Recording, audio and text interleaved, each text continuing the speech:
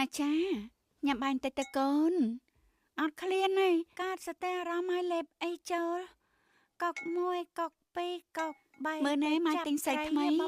ទៅលេងជាមួយម៉ែអត់ណាកុក5ថាអត់ហើយតោះតែមើលពិភពគំនូជាមួយនឹងគ្រូហើយយើងដកភ្នែកតែជិះទូកលេងនៅក្នុងនោះទៅហើយទៅកេងទៅមនុស្សសត្វទាំងឡាយចិត្តឆ្ងាយ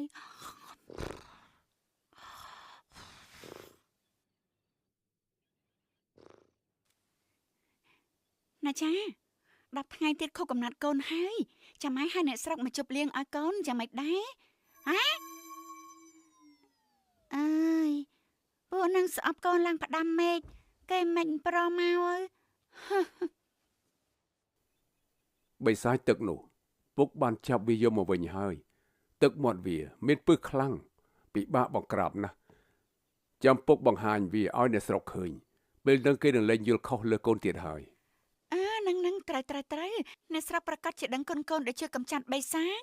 នឹងម្យ៉ាងឯងគឺជាកូនសិស្សរបស់ទេវតាចង់ធ្វើអីធ្វើទៅ